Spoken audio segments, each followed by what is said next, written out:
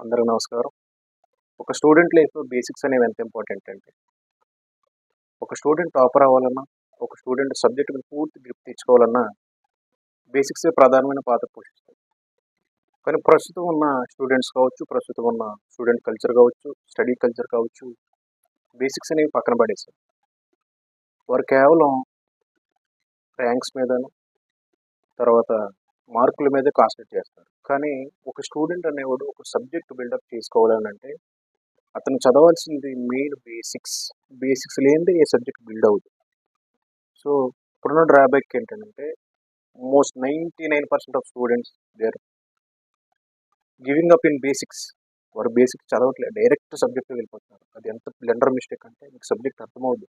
కొన్ని టర్మ్స్ మనకు రావు, కొన్ని వర్డ్స్ మనకు రావు. సో, బేసిక్స్ అనేవి నేర్చుకుంటే ఒక సబ్జెక్ట్ అనేది బిల్డ్ అవుతుంది.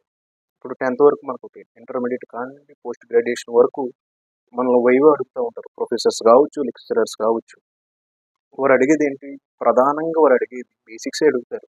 బేసిక్స్ అడిగిన తర్వాత సబ్జెక్ట్‌లోకి వెళ్తారు. సో, ఆ బేసిక్ నాలెడ్జ్ కూడా మన దగ్గర లేదు అనంటే మనం చూసుకోవాల్సిందే. సో, ప్రతి ఒక్కరు బేసిక్ నాలెడ్జ్ నేర్చుకుంటే నేను కూడా ఎంత ఇబ్బంది పడ్డాను బేసిక్ నాలెడ్జ్ లేక. ప్రతి ఒక్కరు బేసిక్ నాలెడ్జ్ కలిగి ఉండండి. ప్రతి స్టూడెంట్ బేసిక్ నాలెడ్జ్ కలిగి ఉండండి. మీరు ఎప్పుడైతే బేసిక్స్ నేర్చుకుంటారో మీ రీడింగ్ మారుతుంది, మీ లెర్నింగ్ మారుతుంది, మీ స్టడీయింగ్ కూడా మారుతుంది. మీ మీ ట్రాన్స్‌ఫర్మేషన్ మీరే చూసుకుంటారు. సో, ప్రతి ఒక్కరు బేసిక్స్ మీద కాన్సంట్రేట్ చేయండి. థియరీ మీద కాదు. So, please concentrate on basics. Basics అనేది ఎంత ఇంపార్టెంట్ అంటే అంత ఇంపార్టెంట్. వాటిని అడుగుతారు. దేని జోలికి వెళ్ళరు. అది చెప్పారా మీరు సేవ్ అయిపోయినట్టే.